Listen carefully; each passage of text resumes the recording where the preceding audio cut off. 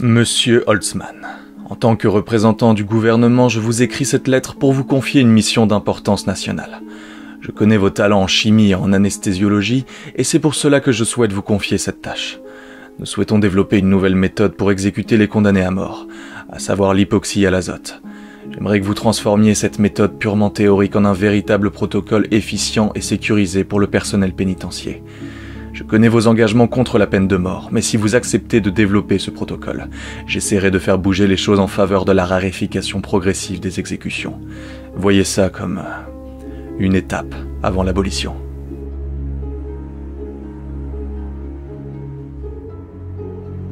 Mes amis, merci de m'assister dans cette tâche. Comme vous l'avez compris, nous sommes là pour trouver la meilleure manière théorique de tuer un être humain. Ou en tout cas, de créer un processus de mise à mort normé et efficient. Je suis étonné que le gouvernement a formulé cette requête. Les méthodes de mise à mort, on en a suffisamment, non? En effet, de nos jours, la majeure partie des exécutions ont lieu via injection létale. Mais la chaise électrique demeure et, de façon plus marginale, la pendaison et la chambre à gaz sont parfois encore utilisées. Ces méthodes posent un souci? Lorsque vous êtes exécuté via injection létale, on injecte généralement du midazolam, qui est présenté comme un anesthésiant mais qui, en vérité, ne fait qu'amener la somnolence, sans empêcher la douleur. Les condamnés ressentent ainsi la brûlure du chlorure de potassium, ainsi que les souffrances causées par leur œdème pulmonaire qui surviennent dans la grande majorité des cas. Et pour ce qui est de la chaise électrique? Eh bien, sans rentrer dans les détails des fantaisies morbides causées par cette méthode, sachez simplement que l'électrocution génère tellement de chaleur qu'on recense des cas de personnes prenant feu sur le siège, ou de condamnés qui ont vu leur globe oculaire sortir ou fondre. Je vois, mais on peut soutenir que c'est pas des enfants de cœur qui se retrouvent à subir ça, donc j'ai un peu de mal à les plaindre. On peut également soutenir que même si on admet l'idée de la peine de mort, on parle d'exécution et pas de torture. Et c'est ce qui nous amène aujourd'hui. Nous sommes là pour essayer de minimiser la souffrance lors de la mise à mort. Et une nouvelle façon de faire, l'hypoxie à l'azote, semble être une solution acceptable. L'hypoxie à l'azote? En quoi ça consiste? L'azote est un gaz qui est présent à près de 80% dans l'air que nous respirons. C'est un gaz inerte, inutilisé par le corps. Le principe de l'hypoxie à l'azote est de faire respirer aux condamnés un air composé à 100% d'azote, qui est donc dépourvu d'oxygène. À ce moment-là, le corps consomme l'oxygène restant au sein du corps avant de s'éteindre, à la manière d'une bougie recouverte d'un bocal. La flamme s'éteint dès qu'il ne reste plus d'oxygène. Et c'est supposé être plus humain?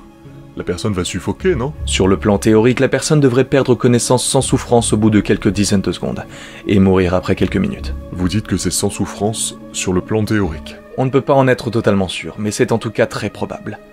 Cette nouvelle façon de faire semble être plus humaine que les autres.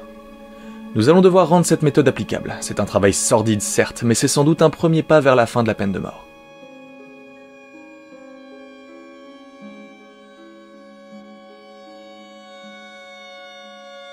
Nous pouvons procéder à l'exécution de Monsieur Travis Sotelo. Méthode utilisée, hypoxie à l'azote. Le gaz sera administré au condamné via un masque. Lancement de la procédure. Fermez la porte et administrez le gaz.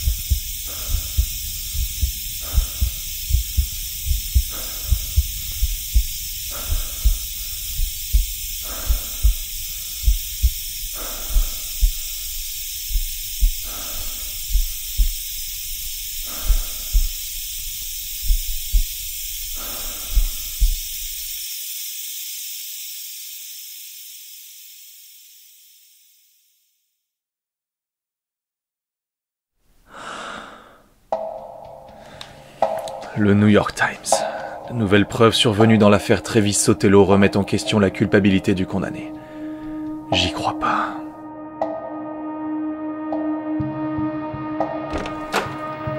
Monsieur Holtzman, heureux de vous voir. Entrez, je vous prie.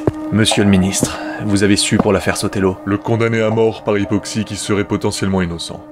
J'ai vu, oui, c'est regrettable. C'est bien plus que regrettable. J'ai répondu à vos attentes. J'ai travaillé avec mon équipe pour développer l'hypoxie à l'azote. En échange, vous m'avez promis de faire votre possible pour raréfier la peine de mort. Et pour le moment, on va pas dans ce sens-là.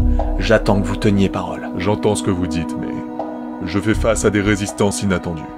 Le processus législatif pour réformer la peine de mort est très long et fastidieux. Vous pourriez déjà commencer par encourager les commutations de peine, recommander au gouverneur d'envisager des peines de prison à vie au lieu de condamnation à mort. Ça implique de faire face à la grande pression des familles des victimes, qui réclament parfois vengeance. Le rôle d'un État ne devrait pas être de chercher la vengeance, mais la justice. Allez dire ça aux familles concernées, Holtzman. Mais quelles familles vous ont déjà réclamé la peine de mort à tout prix? Qu'est-ce que vous ne me dites pas, monsieur le ministre? Je vais candidater à un mandat de gouverneur dans un État du Sud, et je me dois de respecter leur sensibilité sur certains sujets. Un État particulièrement favorable à la peine de mort, n'est-ce pas? Si je commence à agir contre, cela pourrait être perçu comme une forme de brutalité par mes électeurs. Votre rôle pourrait aussi consister à éveiller une forme de sensibilité sur le sujet. La peine de mort est la manifestation institutionnelle du désir humain de vengeance. C'est particulièrement ancré culturellement dans l'esprit de beaucoup de gens. Désolé, monsieur Holtzman, mais ce n'est pas quelque chose qui changera sitôt. Mais soyez tranquille, l'hypoxie à l'azote devrait être généralisée pour toutes les condamnations. Si on continue de cultiver les faiblesses humaines sans jamais les questionner ou prendre de la hauteur, alors il est certain qu'on ne pourra jamais aller dans la bonne direction. Et dans ce cas, la peine de mort a de beaux jours devant elle.